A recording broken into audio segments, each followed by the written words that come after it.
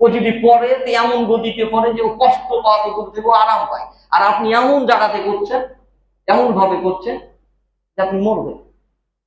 আপনি হাত ছেড়ে দিয়েছেন, আপনি কি অন্য জিনিস হাত ছেড়ে গাড়ি চালাচ্ছেন, আমার দিকে তাকাইছেন। বিভিন্ন ভাবে এই প্র্যাকটিস চলছে, এগুলো ভুল।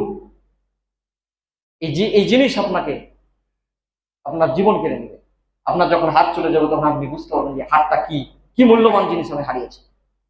এই জন্য দেখছি পা গোটাই দিয়ে আছে, যে তুমি বাম হাতে ফোন করে মানে বাড়তে ফোন করছে, পাটা যে গোটাই দিয়ে আছে দেখেছেন আপনি। এই জিনিসগুলো দেখে তো সতর্ক হওয়া উচিত রে ভাই।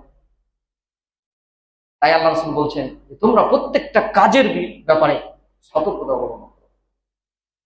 তুমি যখনই সতর্কতা অবলম্বন করবে তখনই তোমার সেই কাজটা শুদ্ধ হবে, সহি হবে, আর তখনই তুমি সফল হতে পারবে। সম্মানিত দিনী ভাইরা আমার, এই জন্য আসুন আমরা সতর্কতা অবলম্বন করি। যদি সতর্কতা অবলম্বন করতে পারি তাহলে আমরা অবশ্যই আমরা এসব বিষয়ে সতর্কতা অবলম্বন করবো যে আমরা পরকালীনের জন্য আসলে কি করলাম। সচেতন মানুষ দেখেন, সতর্কতা যার ভিতরে আছে সে মানুষটি কি করতে পারে। রাসূল সাল্লাল্লাহু আলাইহি সাল্লামের আরেকটা হাদিস যে একজন সচেতন মানুষ সে নিজের জন্য করে, পরিবারের জন্য করে, দেশের জন্য, সমাজের জন্য করে। একজন মানুষ সচেতন যদি হয় সে একটা গাছ লাগাবে, সে একটা গাছ লাগাবে। তো সেই গাছটা লাগালো, সেই গাছ দ্বারা মানুষ, প্রাণী, পাখি, জন্তু সব কি উপকার পাচ্ছে, এমন ধরনের একটা গাছ সে লাগাবো। আল্লাহ রাসূল বলছেন যে এটা হচ্ছে সদকার সমান সওয়াব। সুবহানাল্লাহ। প্রত্যেকটা গাছের বিনিময়ে কি করতে পারবে? সদকার সমান সওয়াব অর্জন করতে পারবে। আর আমরা একটা হাদিস জানি, সেই মুসলিম শরীফের 4344 নম্বর হাদিস, মানুষের মৃত্যু যখন হয় সমস্ত আমল বন্ধ হয়, সদকার আমল বন্ধ হয়। এই সচেতন মানুষের দ্বারাই কিন্তু এই সমস্ত কাজ।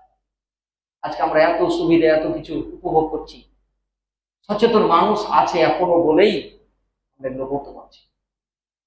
সচেতন মানুষ যদি না থাকে হবে না। তাই হাদিসে রাসূল সাল্লাল্লাহু আলাইহি সাল্লাম এই সতর্কতার ব্যাপারে আপনাকে আমাকে সচেতন হতে বললেন যে বান্দা, হে আমার উম্মত, হে আল্লাহর বান্দা, তুমি কি হও? নিজেকে সতর্ক করো। আজকে আমরা হালাল কোনটা কোনটা হারাম কোনো কিছুই আমরা কোনো মানে এটা কোনো গবেষণা করছি, আমরা কোনো সতর্ক না।